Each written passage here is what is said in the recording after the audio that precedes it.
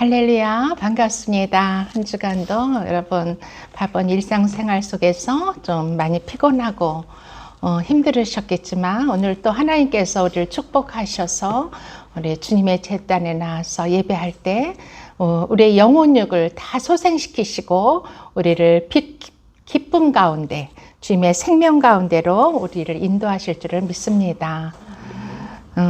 오늘 하나님께서 우리에게 주실 말씀은 히브리서 고린도전서 6장 11절 말씀, 고린도전서 6장 11절 말씀에서 11절로부터 고린도전서 6장 11절 말씀 한 절만 우리가 봉독하겠습니다. 오늘도 지난 시간에 이어서 우리가 어떻게 하나님의 뜻을 이루는 우리가 될 것인가 하는 제목을 가지고 살펴보겠습니다. 시작. 너희 중에 이와 같은 자들이 있더니 주 예수 그리스도의 이름과 우리 하나님의 성령 안에서 세순과 거룩함과 의롭다 하심을 받았느니라. 아멘. 우리가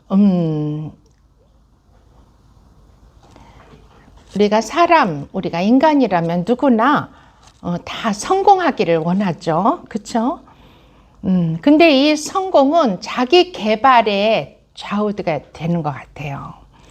이 자기 개발은 또한 어떤 내 안에 있는 잠재적인 능력을 극대화시키는 일이라고도 할 수가 있어요. 그렇죠?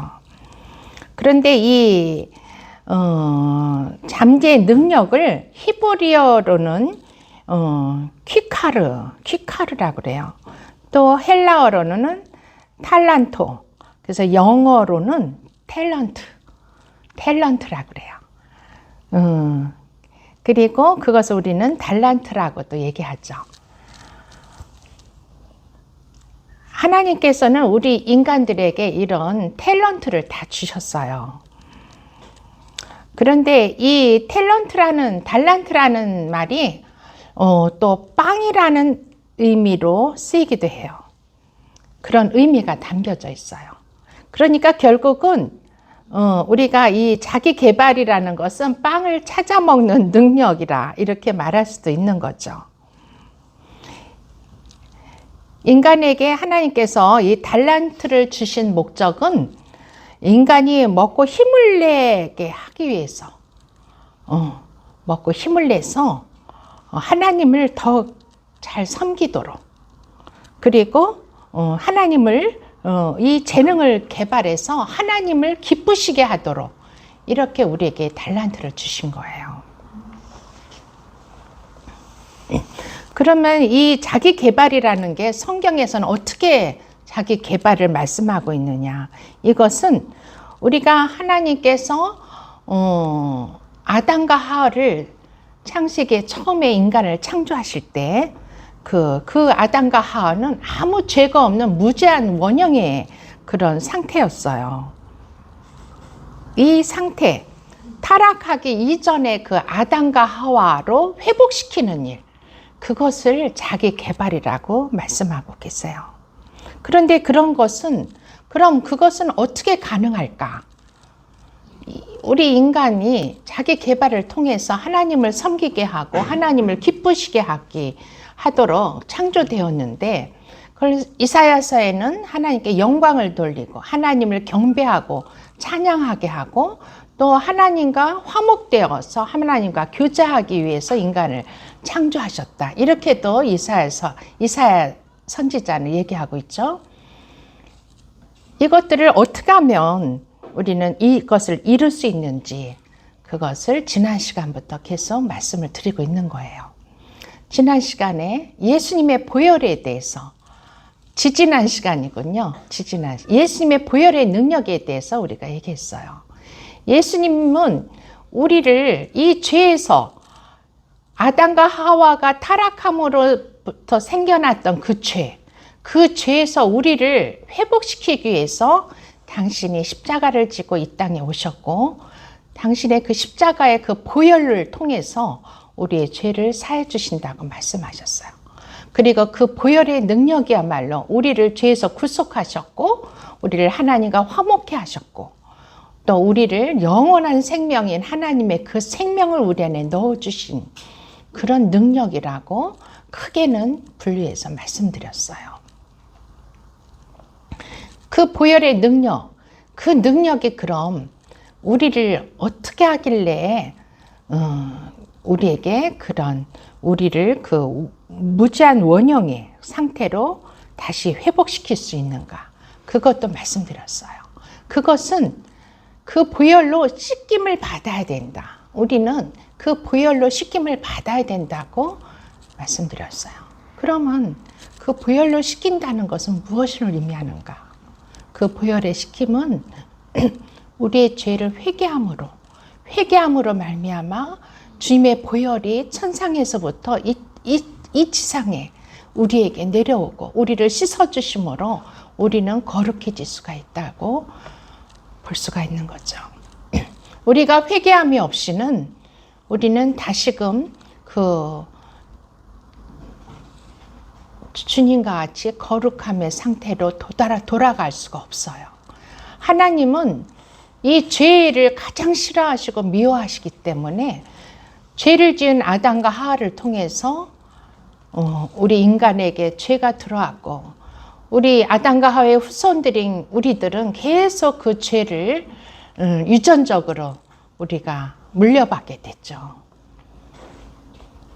그래서 그 죄를 없게 하는 일을 하시기 위해서 예수님이 이 땅에 오셨고 그 죄를 없게 하려면은 예수님이 이 땅에 오셔서 보혈을 흘려주신 것으로 우리는 그것으로 끝나서는 안 되고 우리는 그 죄가 우리에게 용서함 받기 위해서는 우리가 회개의 자리로 나아가야 되는 거예요. 그러면은 무엇을 회개해야 되는가? 우리는 회개해야 된다는 것까지는 아는데 도대체 우리는 뭘 회개해야 되는가? 그것을 알기 위해서는 우리가 성경의 말씀에 기록된 죄에 대해서 우리는 알아야 돼요.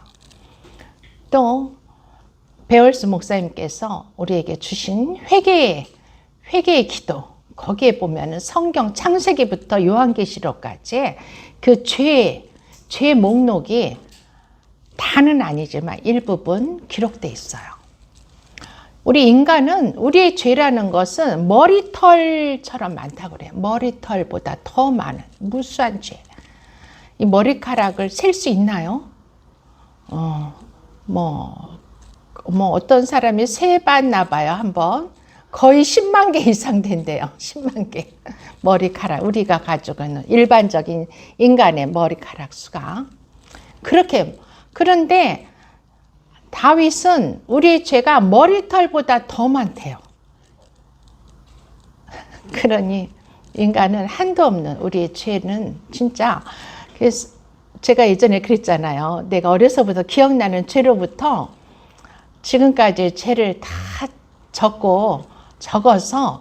적어보니까 그 이루 다 적을 수가 없어요. 하루 한 100개 적으면 그 다음날 또 생각나고 그것도 우리가 다 또 잊어버려가지고 생각지도 못하는 죄들도 엄청 많아요. 또 우리가 무의식적으로 짓는 죄들도 많죠.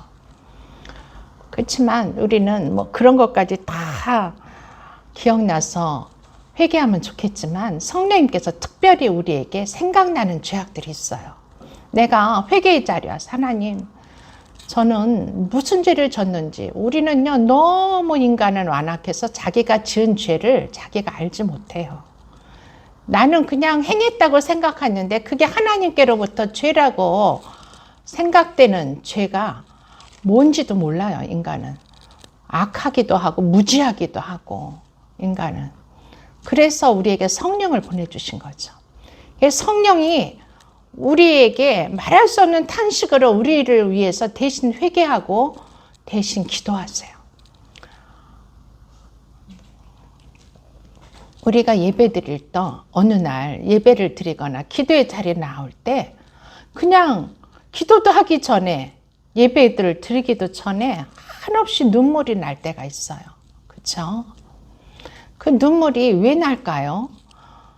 그 눈물은요, 우리가 인지하지 못한 상태에서 이미 내 안에 오신, 내가 예수 그리스도를 나의 구세주로 믿고 그분을 내 안에 받아들일 때 이미 성령이 내 안에 들어오세요. 내 영 속에 성령님이 들어오셔서 나를 대신해서, 내가 회개하지 않으니까, 죄를 지은데도 불구하고 우리는 회개할 줄도 몰라요. 뭐를 회개할 줄도 몰라. 내가 무슨 죄를 졌는지도 몰라. 그런데 성령님은 우리를 아세요. 하나님이 우리를 지으셨기 때문에, 하나님이 우리를 만드셨기 때문에 오히려 나보다, 내가 나를 아는 것보다 우리 하나님이 나를 더 정확히 아세요. 그래서 내 안에 계신 성령님이 말할 수 없는 탄식함으로 나를 위해서 기도하시고 나를 위해서 눈물을 흘리시는 거예요. 나는 왜 이렇게 눈물이 흘릴까? 난 왜 이렇게 교회만 나오면 눈물이 날까? 그것은 내 안에 계신 성령님이 나를 위해서 대신 기도하시는 거예요. 그럴 때가 있죠. 그렇지만 또한 우리가 성령님께서 또 우리에게 길을 알려주세요. 이런 죄가 있다. 또 우리 아까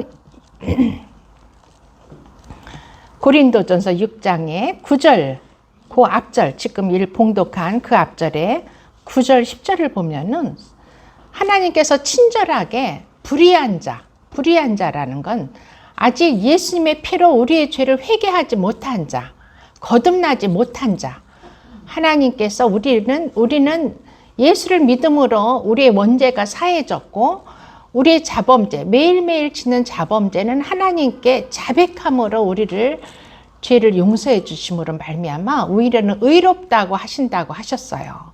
그런데 이 9절의 불의한 자라는 것은 의로운 자와 반대되는 개념이죠.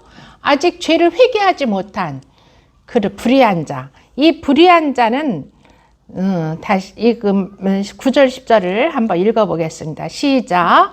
불의한 자가 하나님의 나라를 유업으로 받지 못할 줄을 알지 못하느냐.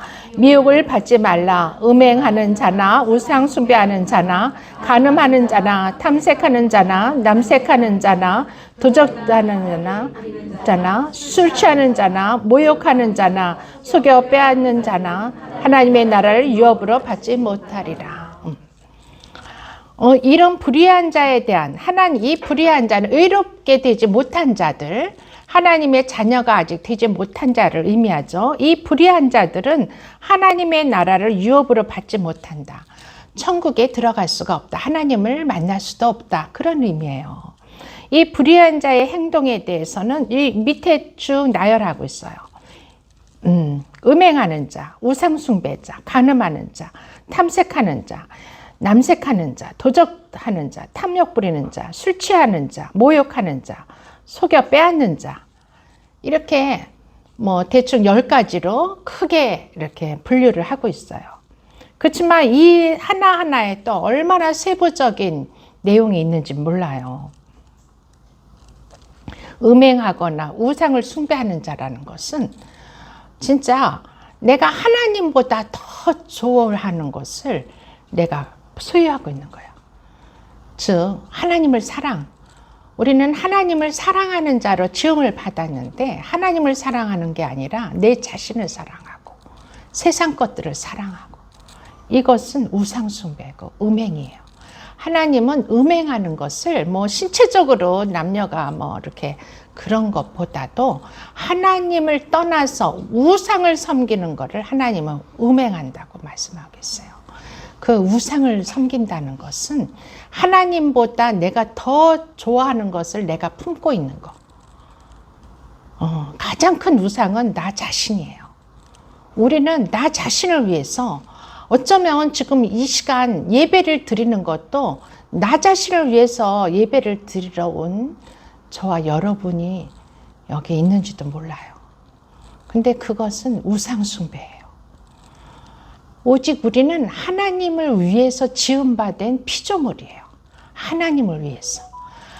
이 예배도 하나님을 위해서 우리가 예배드리러 우리의 몸을 드리고 우리의 몸을 의의 병기로 사용하라고 하신 말씀처럼 하나님의 의를 위해서 우리의 의의 병기를 하나님께 우리 몸으로 하나님을 예배하기 위해서 이곳에 이 장소에 모인 거예요.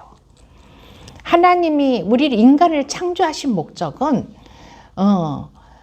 내 자신을 위해서 우리들 한 사람 한 사람을 위해서 잘 먹고 잘 살아라. 그래서 인간을 창조하신 게 아니에요.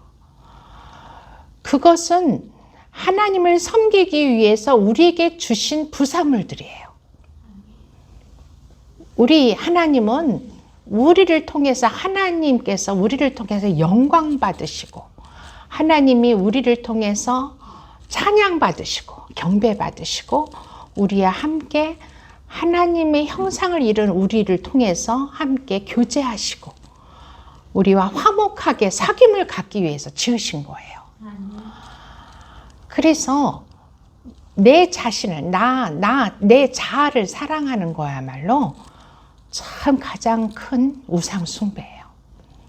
그리고 인간들은 또 하나님이 아닌 하나님은 보이지 않는 신이기 때문에 우리는 보이는 것을 놓고 자꾸 그걸 섬기려고 그래요. 그래서 보이는 것을 가지고 우상을 만들어 신을 만들어 놓고 그걸 신이라고 하고 거기에 가서 빌고 그 형상을 만들죠. 그 형상을 보고 그 앞에서 자꾸 가서 빌고 그 앞에 가서 기도하고 그게 다 우상 숭배예요. 그래서 나를 대신해서 형상을 만들지 말라. 10계명 첫 계명이에요. 하나님께서는 나를 위해서 형상을 만들지 말라. 그래서 사실 교회에도 십자가 이렇게 걸어 놓는 것도 그것도 형상이 돼서는 안 돼요. 그것도 사실 좋은 게 아니에요. 그 형상을 만드는 거 그것은 하나님께서 원치 않는 거예요. 하나님은 보이지 않는 하나님, 너무나도 크신 하나님, 이 우주 만물을 다스리고 이 땅에 우리와 함께 하시고 그런 크신 하나님이 우리 안에 우리의 영 안에 성령으로 하나님으로 우리에 들어오신 그 하나님, 너무나도 신비로운 미라클하신 분이 바로 그 하나님이세요. 그래서 우리의 어떤 형상에 갇혀 계시는 분이 아니세요. 하나님은 그런 것들을 이제 우리가 간음하고 음행하고 우상숭배 이게 다 같은 말이에요. 그리고 이제 하나님의 말씀대로 살지 않는 거. 하나님의 요즘은 참 동성애에 대해서 뜨거운 이슈로 나타나고 있어요. 미국의 오바마 대통령 때 동성애자들을 합법적으로 결혼을 합법적으로 할 수 있는 그런 법이 채택돼 가지고 백악관에 미국의 국기와 동성애자들을 상징하는 그 무지개 깃발, 동성애자들을 두둔하는 무지개 깃발이 함께 걸리기 시작했어요. 미국은 참으로 청교도 국가로 예수님을 믿는 그 신앙이 영국에서부터 그 신앙을 지키기 위해서 그 핍박을 피해서 신앙을 지키기 위해서 메이플라워를 타고 미국 땅에 아메리카 대륙에 발을 디디면서 나라를 건립한 그런 크리스찬, 이 지구상의 최고의 크리스찬 국가죠. 그런데 이 나라가 점점점 타락의 길을 걷고 지금 그래서 자기 나라에서만 뿐이 아니라 이것을 정치적인 압력으로 모든 나라에 압력을 가해요. 그래서 우리나라에서도 지금 기독교를 믿고 있는 교회들이 예수를 믿는 크리스찬, 예수 그리스도를 믿는 자들을 크리스찬이라고 하죠. 예수 그리스도를 믿는 그 기독교 교회들이 이 동성애를 옹호하는 그런 우리나라에도 많은 교단들이 동성애를 지금 옹호한다고 부르짖고 있어요. 진짜 너무나도 안타까운 일이 아닐 수 없어요. 하나님께서는 이 남색하는 자, 진짜 로마서 1장에 보면은 안 찾으셔도 되는데 제가 한번 읽어드리겠습니다. 로마서 1장에 인간의 죄에 대해서 하나님께서는 어떻게 기록하고 있느냐. 너무나도 하나님께서 그들을 마음의 정욕대로 더러움에 내버려 두사 그들의 몸을 서로 욕되게 하게 하셨다. 이런 말씀이 있어요. 하나님께서 그냥 정욕대로 쓰려고 그들이 아주 그 더럽게 그들을 그렇게 만든 것을 하나님께서 그냥 그대로 욕되게 그냥 놔두셨대요. 이는 그들이 하나님의 진리를 거짓으로 바꾸어 피조물을 조물주보다 더 경배하고 섬김이라 주는 곳 영원한 찬송할 이시로다. 이 때문에 하나님께서 그들을 부끄러운 욕심에 내버려 두셨으니 곧 그들의 여자들도 순리대로 쓸 것을 바꿔 영리로 쓰며 그와 같이 남자들도 순리대로 여자 쓰기를 버리고 서로 향하여 음욕이 부릴 듯하며 남자가 남자와 더불어 부끄러운 일을 행하여 그들의 그릇됨에 상당한 보험을 그들 자신이 받느니라. 그들이 마음에 하나님 두기를 싫어하며 하나님께서 그들을 그 상실한 마음대로 내버려 두사 합당하지 못한 일을 하게 하셨느니라. 이렇게 말씀하고 있어요. 로마서 1장에 인간의 죄성을 말씀하시는 거예요. 그들이 그렇게 하는 이유는, 가장 큰 이유는 그 마음에 하나님 두기를 싫어해서 고의적으로 하나님의 그 진리를 떠나서 자기네들 마음대로 정욕대로 산다는 거예요. 그러니 이 동성애라는 것은 엄연히 하나님의 성경 말씀에 기록된 하나님의 죄예요.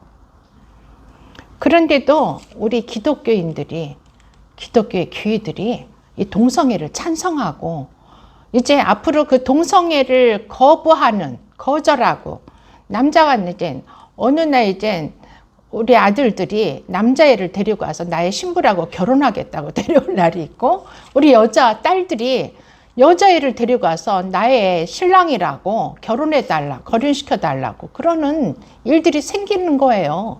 지금 미국 땅에 버젓이 그렇게 그러고 있어요. 그리고 트랜스젠더 성 전환 수술을 하고 또 전환 수술을 하기도 하고 이게 바로 인간의 죄성, 하나님을 우리 마음에 두기를 싫어하는 인간의 죄성의 표현인 거죠.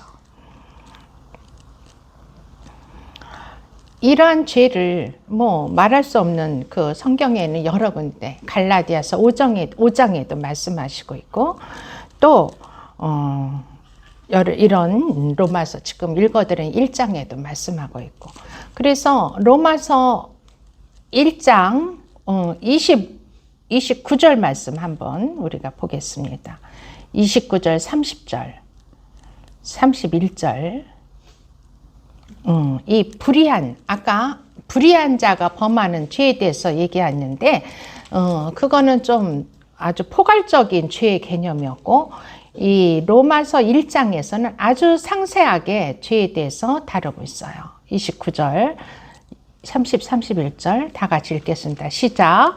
곧 모든 불의, 추악, 탐욕, 악의가 가득한 자요, 시기, 살인, 분쟁, 사기, 악독이 가득한 자요, 수근수근하는 자요, 비방하는 자요, 하나님께서 미워하시는 자요, 능욕하는 자요, 교만한 자요, 자랑하는 자요, 악을 도모하는 자요, 부모를 거역하는 자요, 우매한 자요, 배악하는 자요, 무정한 자요, 무자비한 자라.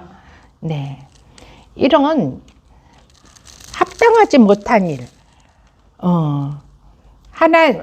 그들이 마음에 하나님 두기를 싫어하여서 하나님께서 그들을 그 상실한 마음대로 내버려 두사 합당하지 못한 일을 하게 하셨다. 이 하나님 보시기에 합당하지 못한 이 일들이에요. 이게 다 죄예요. 여기에 우리가 자유로울 수 있는 사람은 한 사람도 없어요. 그렇죠? 그래서 우리는 회개가 필요한 거예요. 날마다 우리가 무의식적으로 짓는 죄, 생각으로 짓는 죄, 마음으로 짓는 죄 이런 것도 하나님께서는 죄로 여기고 계세요. 그래서 우리가 우리 주님 앞에 나와서 날마다 씻어야 돼요. 우리는 우리 자신을 개발해서 하나님의 온전한 형상으로 회복되려면은 이 첫 번째로 이 씻음의 단계로 나아가야 돼요. 이 씻음의 단계는 바로 우리의 죄를 주님 앞에 회개하는 일부터 시작되는 거예요. 회개라는 것은 우리가 하나님이 죄라고 여기신 그 죄의 항목을 우리에게로부터 비춰서 내 안에 그 죄가 있는지 없는지 살펴보고 그 죄가 있다면 주님 앞에 주님 저는 죄인입니다. 저의 이 죄를 용서해 주세요 하고 자백하는 행위라고 그랬어요. 하나님은 미쁘시사 요한일서 1장에 너희가 너의 죄를 자백하면 하나님은 미쁘시사 너희를 깨끗게 하실 것이요. 하나님이 용서해 주신다는 말씀이세요. 그 깨끗해 하시게 우리를 죄로부터 깨끗하게 하시는 그 능력이 바로 예수 그리스도의 보혈의 능력인 거예요. 아멘. 어떠한 것도 이 세상에 어떠한 것도 예수님의 보혈을 대체할 수 있는 건 하나도 없어요. 하나님이 그 예수 그리스도의 그 보혈의 능력으로만이 우리가 죄를 사해 주신다고 말씀하고 계세요. 다른 어떠한 신들도 이 세상에는 많은 사람들이 믿는 신들이 있죠. 우상들이 있어요. 그들 어떠한 누구도 예수님처럼 우리의 죄를 씻어주시는 분은 없는 거죠. 이렇게 해서 우리는 이 죄 씻음의 단계로 나아가야 돼요. 그 다음에는 우리는 거룩함의 단계가 또 있어요. 이 거룩함의 단계로 더 나아가야 돼요. 죄를 씻으면 우리가 거룩해지죠. 그런데 이 거룩함의 단계로 더 나아갈 수 있는 것은 우리가 예수 그리스도와 함께 갈라디아서 지난 시간에 2장 20절에 말씀을 드렸죠. 그런데 그 똑같은 말씀이 로마서 5장에도 말씀하고 있어요. 로마서 5장 6장 6절 말씀을 보겠습니다. 로마서 6장 6절 시작. 우리가 알거니와 우리의 옛사람이 예수 그리스도와 함께 십자가에 못 박힌 것은 죄의 몸이 죽어 다시는 우리가 죄의 종노릇 하지 아니하려 함이라. 5장 17절 18절도 한번 읽어보겠습니다. 5장 17절 18절 시작. 한 사람의 죄로 말미암아 사망이 그 한 사람을 통하여 왕노릇하였은즉 더 은혜와 의의 선물을 넘치게 받는 자들은 한 분 예수 그리스도를 통하여 생명 안에서 왕노릇하리로다. 그런즉 한 범죄로 많은 사람이 정죄에 이른 것 같이 한 의로운 행위로 말미암아 많은 사람이 의롭다 하심을 받아 생명에 이르렀느니라. 아멘. 네. 여기에서 6장 6절의 말씀처럼 우리의 옛사람이 예수 그리스도와 함께 십자가에 못 박힌 것을 우리는 믿음으로 우리가 받아들여야 돼요. 예수를 믿고 내가 예수님의 피로 우리의 죄를 깨끗게 했으면 그 다음 단계로 우리는 나는 이제 죄의 종이 아니라 이제 나를 죄의 종으로 만드는 이 육의 사람, 내 옛사람을 내가 예수님이 십자가에 못 박히신 그 현장에 예수님이 십자가에 못 박히신 그 십자가에 나도 함께 주님과 함께 죽었습니다. 그것을 고백해야 돼요. 갈라디아서 2장 2절, 20절에 보면 제가 읽어드리겠습니다. 내가 예수 그리스도와 함께 십자가에 못 박혔나니 그런즉 이제는 내가 사는 것이 아니요 오직 내 안에 그리스도께서 사시는 것이라. 이제 내가 육체 가운데 사는 것은 나를 사랑하사 나를 위하여 자기 자신을 버리신 하나님의 아들을 믿는 믿음 안에서 사는 것이라. 이 갈라디아서 2장 20절 너무나도 잘 알죠. 그렇죠? 내가 예수 그리스도와 함께 십자가에 못 박힌 것을 내가 믿음으로 바라보는 것이에요. 주님이 우리의 죄를 용서해 주시고 우리를 죄에서부터 깨끗게 해 주셨어요. 그렇지만 우리 옛사람, 육의 사람, 예수님을 알기 전에 내가 죄를 짓고 마음대로 죄를 짓고 살았던 자아는 내 옛 자아는 아직 죽지를 못한 거야. 그냥 계속 씻기만 한다고 되는 게 아니라 내 자아가 그 옛사람이 주님과 함께 내가 죽었다는 것을 믿음으로 우리가 받아들여야 돼요. 예수님의 십자가의 죽으심은 그 예수님의 죽으심으로 끝나는 게 아니에요. 예수님이 십자가의 죽으심으로 말미암아 예수님은 십자가에 다시 부활하셨어요. 그렇죠? 예수님이 십자가의 죽으심으로 예수님은 부활하셨고 예수님의 그 십자가에 우리가 함께 죽은 우리는 예수님의 그 부활과 함께 그 생명을 우리가 공급받아서 주님과 함께 그 생명 안에서 사는 거예요. 그것을 로마서 5장 17절 18절에서 지금 말씀에서 얘기하고 계신 거예요. 한 사람의 범죄로 말미암아 사망이 한 사람을 통하여 왕노릇하였듯이, 그렇죠? 한 사람, 그 한 사람이 아담이죠. 아담과 하와의 그 범죄로 말미암아 사망이 들어왔어요. 인간에게 사망이 들어와서 사단 마귀의 그 종이 된 거죠.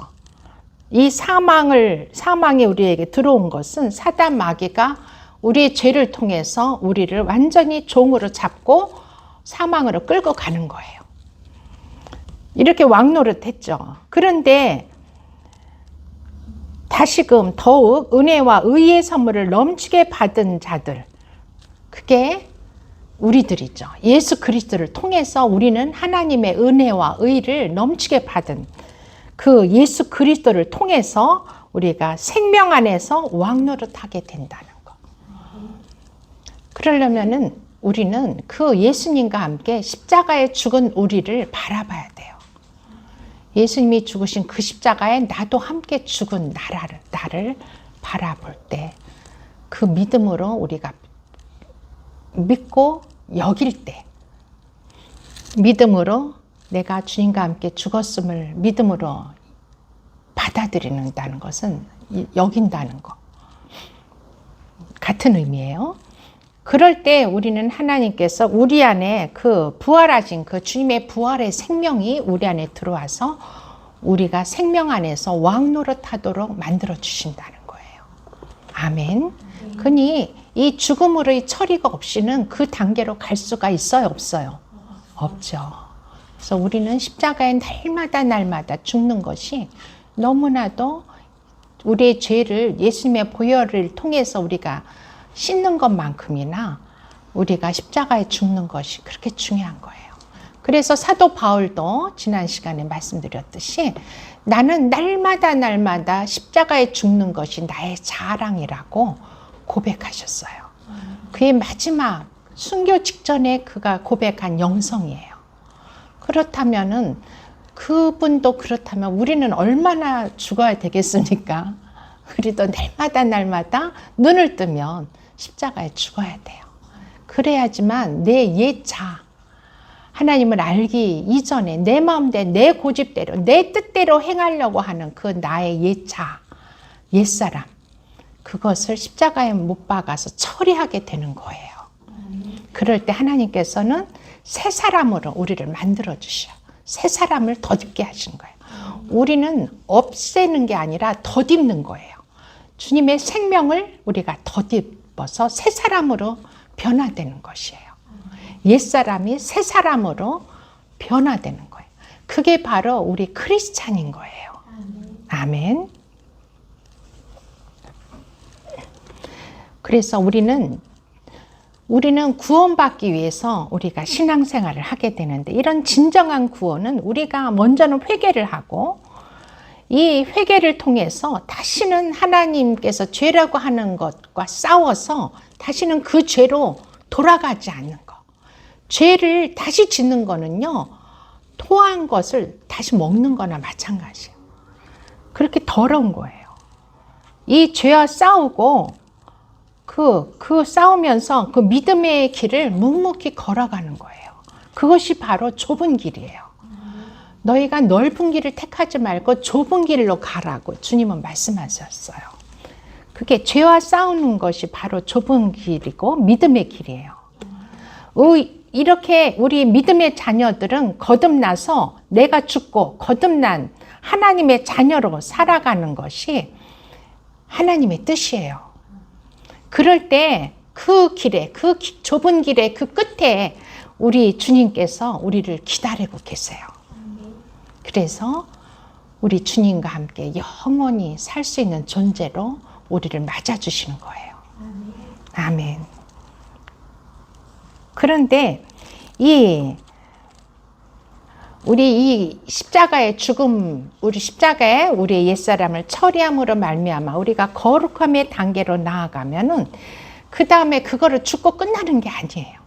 우리를 부활하신 주님과 함께 우리도 우리에게 새로운 생명을 주셔서 영원한 하나님의 영광의 자리로 나아갈 수 있도록 우리를 인도하시는 거예요. 그래서 주님은 우리를 정부의 영, 우리를 태초부터 우리를 정하셨고 이 땅에 와서 우리를 하나님의 교회로 우리를 불러주시고 예수님의 피로 우리를 의롭게 하시고 그 다음에 우리를 영화로운 자리로 인도해 주세요.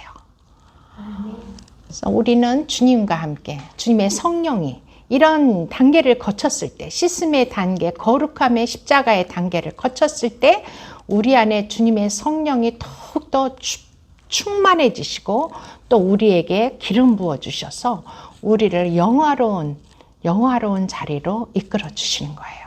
그래서 우리가 죽어서 천국 가서 그 영광을 보는 것이 아니라 그것은 당연한 거고 주님과 함께 그 나라에 들어가는 것은 당연한 거고 이 땅에서도 우리는 주님과 함께 성령님과 함께 하나님의 천국을 하나님의 나라를 왕래하면서 마치 야곱이 하나님과 베델에서 하나님과 씨름하면서 하나님께 복받기를 구할 때 그 천국문이 열리면서 사닥다리가 위에서 아래 내려오면서 천사들이 왕래하는 것을 보게 되고 보게 된 거랑 마찬가지로 우리도 하나님의 나라를 지금도 하나님 계신 그 예수 그리스도께서 계신 그 보좌로 우리가 날마다 나아갈 수가 있는 거예요.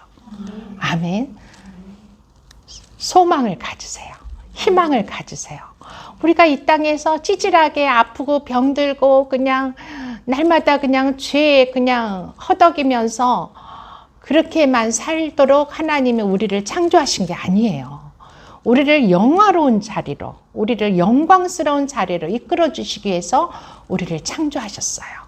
근데 그 자리로 가기까지 우리는 그 씻김의 단계와 거룩함의 단계를 거쳐야 되는 거예요. 그게 없이는 그 영광의 자리로 그냥 날라서 바로 갈 수가 없어요. 우리 성경의 신약에 보면 로마서에 보면 다 이것을 기록한 거예요. 이것을 사도 바울을 통해서 바울의 영성, 그 영성을 기록하고 있는 거예요.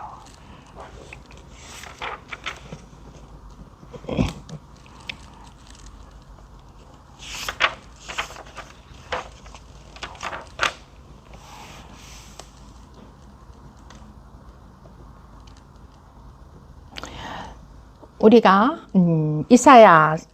이사야서의 그 선지자를 통해서 말씀하신 것은 인간들은 하나님께 영광을 돌리기 위해서 찬송을 드리기 위해서 교제하기 위해서 인간을 이렇게 지으셨다고 우리의 인간을 지으신 목적을 분명히 말씀하고 계셨고 그 방법 그럼 그걸 어떻게 하면 그렇게 될까 하는 방법으로 우리의 마음과 영을 소성케 하시고 다시 소성케 하려고 하셨다고 또 이사야서 57장에 보면 말씀하고 있어요. 다시 우리 이사야서 57장 한번 말씀을 보겠습니다. 이사야서 57장 말씀 다 같이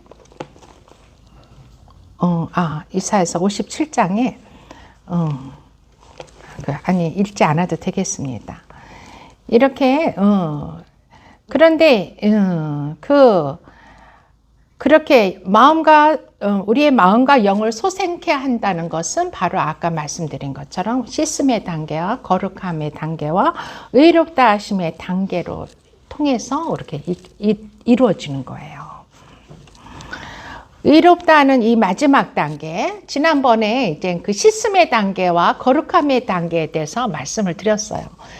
근데 그날 지난주에 말씀을 못 들으신 분들이 많기 때문에 이번 주 한 주 더 리피트를 하고 있는 거예요. 그런데 그 의롭다 하심의 단계, 그 의롭다 하심의 단계는 육신의 어떤 무의식 상태로 들어가는 영적인 충만한 상태를 또 이렇게 의미하기도 해요. 하나님의 성령으로 충만한 상태. 이것을 우리가 임재의 기도에서 맛볼 수가 있어요. 하나님의 그 씻음과 거룩함의 단계를 지나서 의롭다함의 단계로 갈 때 우리는 기도함을 통해서 하나님의 임재를 느낄 수가 있어요. 또 우리가 뭐 찬양을 통해서나 예배를 통해서도 하나님의 임재, 그 무거운 하나님의 임재를 느낄 수가 있어요. 그 임재 안에서 우리는 어떤 황홀함을 체험할 수가 있고 또 어떤 형용할 수 없는 어느 음악의 선율을 우리가 들을 수도 있고 또 아주 아름다운 향기를 아주 성령의 그 향기를 맡을 수가 있고 아주 포근한 그 구름 이불같이 우리를 감싸는 그런 느낌을 받을 수도 있고요. 또 굉장히 부드러운 시원한 바람이 우리를 스치는 그런 느낌을 받을 수도 있고 아름다운 소리가 들리기도 하고 또 눈 감고 기도할 때 형용할 수 없는 그 아름다운 색채, 빛을 보기도 해요. 그리고 그런 색조의 어떤 경이로움을 경험하기도 하고 이런 다양한 그 믿음의 상태들이 나타나기도 해요. 이런 것은 우리가 주님과의 그 어떤 연합, 하나님의 임재, 그 연합의 경지에 이르는 거예요. 연합에 통해서 우리가 그런 것들을 느끼고 보고 그러는 거예요. 그래서 우리 전지현 집사님은 하나님의 임재를 굉장히 사모하고 그 임재를 추구하고 우리 모두가 다 그렇지만 그 임재 안에서 하나님 보여주신 것들을 이렇게 그림으로 그려내시잖아요. 우리가 이렇게 임재에 들어가면 하나님께서 이렇게 보여주시는 것들이 있어요. 영이 열리면서 하나님의 세계, 하나님의 뜻 이런 것들을 천상에 있는 것들을 보여주시는 그런 세계들. 그렇게 의롭다 하시는 그 단계에서는 너무나도 우리를 참 신기한 능력과 그 생명의 그 경건함 속으로 우리를 인도하세요. 그것뿐만이 아니라 이런 신비로운 뿐만이 아니라 의롭다 하시는 단계에서는 우리를 예수 그리스도의 품성, 성품으로 우리를 바꿔주세요. 그게 더 중요하죠, 사실. 뭐 보고 듣고 뭐 한방 그런다고 해도 그 성품이 주님의 성품으로 바뀌지 않고 계속 옛사람의 성품으로 남아있으면 그 아무런 의미가 없는 거예요. 그런데 우리가 신의 성품에 참여하도록 우리를 이끌어 주시는 거예요.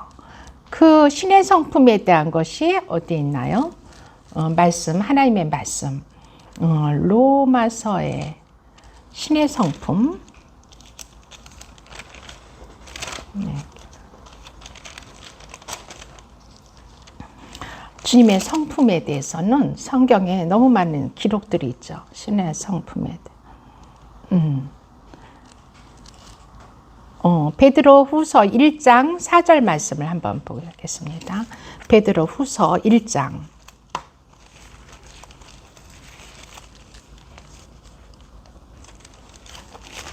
베드로 후서 1장. 신의 성품에 대한 게 5절부터 있네요. 4절부터 7절까지 함께 읽겠습니다. 베드로 후서 신약성경 베드로 후서 1장 4절로부터 7장까지 찾아주시기 바랍니다.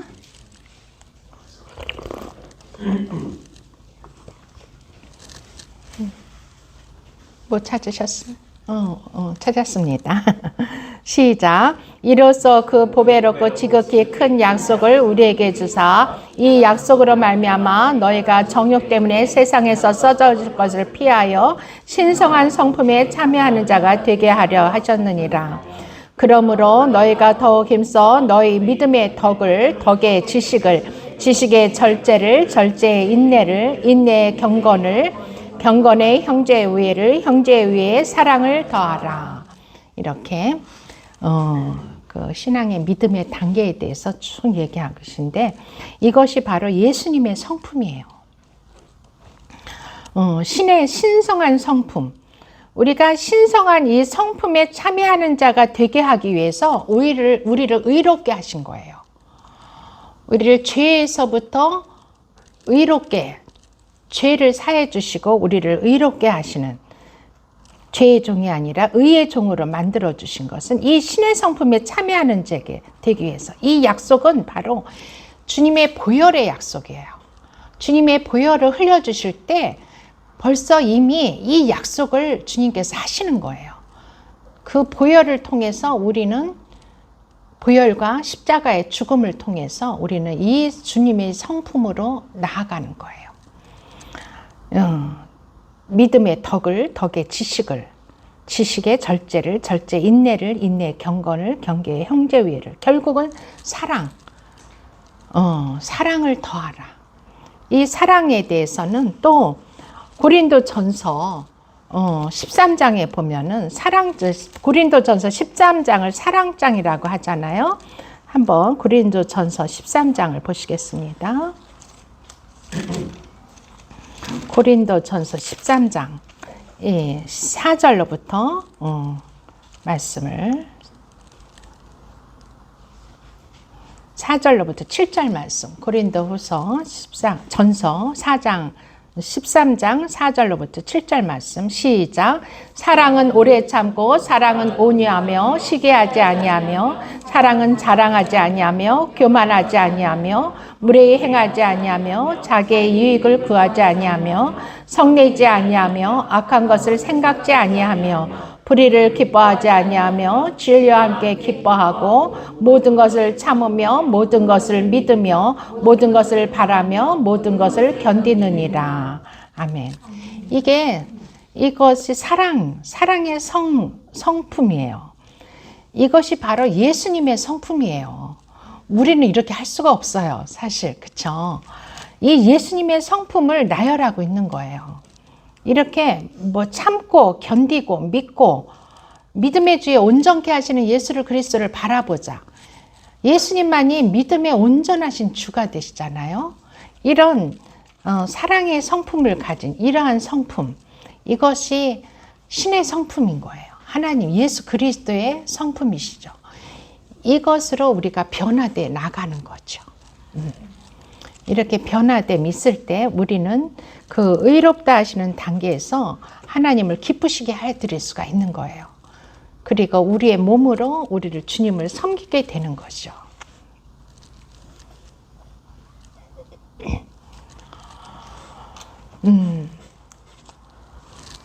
이렇게 하나님이 창조하신 그 목적을 이루어드리기 위해서는 우리는 씻음의 단계와 거룩함의 단계와 의롭다 하심의 단계까지 나아가야 된다. 그렇게 드렸는데 우리가 에스더서, 제가 요즘 구약 성경에 에스더서를 읽다 보니까 에스더야말로 이런 단계를 나아간 자구나 하는 것을 깨닫게 됐어요.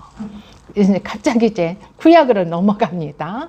구약의 에스더서 14절 4장 보시겠습니다. 구약 에스더 4장 14절부터 16절까지 한번 읽어보겠습니다. 시작.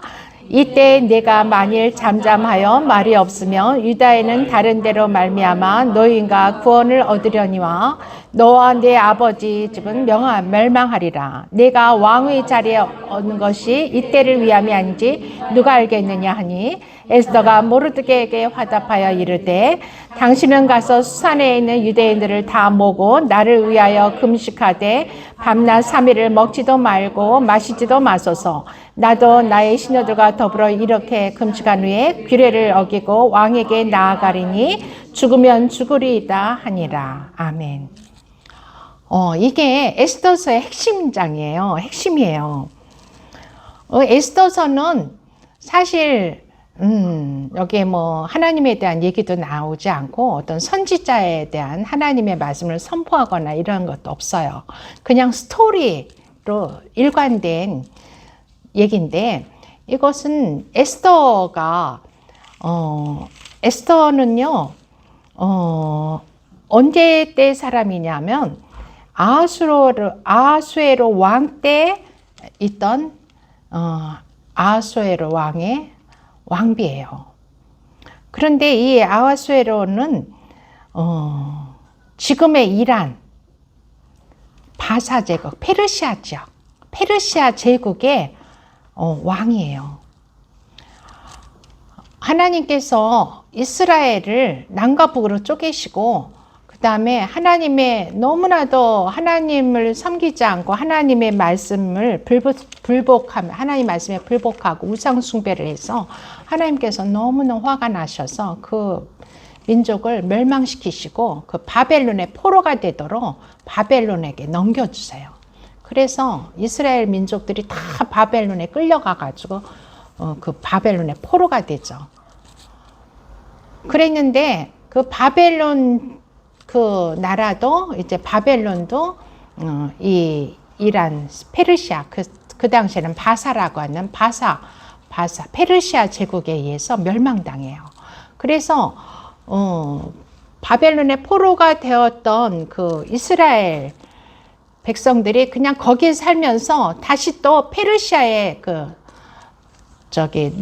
종으로 그 나라에 살고 있는 거예요. 아직 이스라엘로 돌아오지를 못하고 있어요. 근데 다행히 그 바사와 페르시아 왕은 이스라엘을 선대해서 고레스 1대 왕이 페르시아의 1대 왕 고레스 왕 제국, 페르시아 제국의 1대 왕인 고레스 왕이 이 이스라엘을 가서 너희 나라로 가서 하나님을 섬기고 하나님의 성전을 다시 건축해라. 재건해라. 이렇게 해서 보냈어요. 자기 나라로 가라고. 그래서 1차